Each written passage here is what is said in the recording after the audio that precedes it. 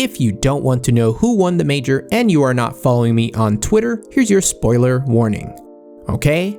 Ready? The AUG won. Seriously though, an amazing run by ENCE, who managed to beat Liquid and Na'Vi to get to the finals against Astralis. They even played the Easy for ENCE song when they came out, which was pretty funny. But in the end, it wasn't enough to beat Astralis, who are now 100% the most dominant Counter-Strike team in history. In this video, however, I want to focus on the Diamond Coin, the souvenir packages, and what happens now. This video is sponsored by Skin Baron. Skin Baron is a market site with prices lower than Steam's community market, so you can find some really cheap skins. It's easy to check out, and all transactions are secured. Visit Skin Baron through the link in the video description below.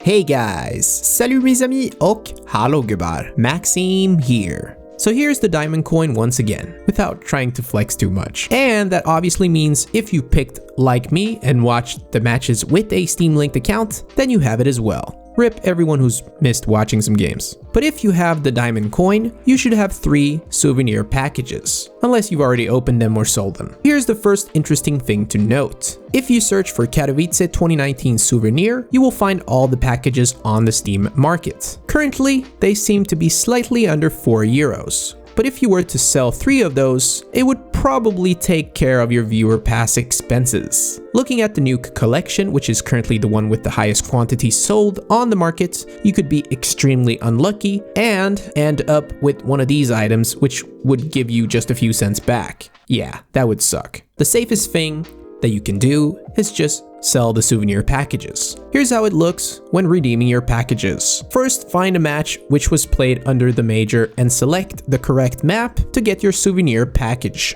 For the first one, I chose the Inferno map from the Grand Finals. Then, I chose the Overpass semifinals with MIBR Astralis. And finally, I went all the way back to the Challengers stage and picked a game there because we saw a bit of Nuke in the beginning of the major. So here's my 3 souvenir packages. This is where I made my biggest mistake and opened them all, starting with Nuke.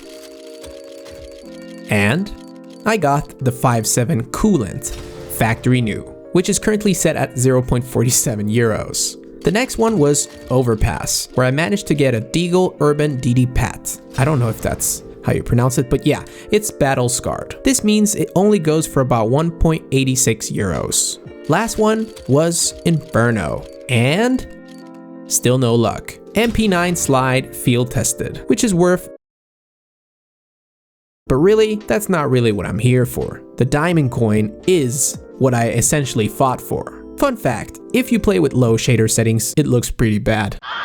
So now let's go to things that Valve might have not expected. The main one is definitely how much the AUG was used under the major. This was the first time we saw the weapon being used so much. You could say Astralis were basically first to use the gun, then everybody else started doing the same. But it's interesting because all they did was drop the price by $150. This makes me wonder if Valve will change the price. It's such a simple little change, but as we can see, can still affect the entire game. If I had to guess, I think they'll try to increase the price with only $50 or something like that, just to see how people react. I also believe they won't stop there, as this is a great chance for Valve to try this strategy with other guns. You might notice a decrease in price from other weapons to encourage more people to use them. It wouldn't surprise me if changes like these will come out soon, actually. Speaking of changes and recent updates, Danger Zone. Danger Zone had its first show match where the winners would get their own graffitis on the map. The show match itself was enjoyable to watch, but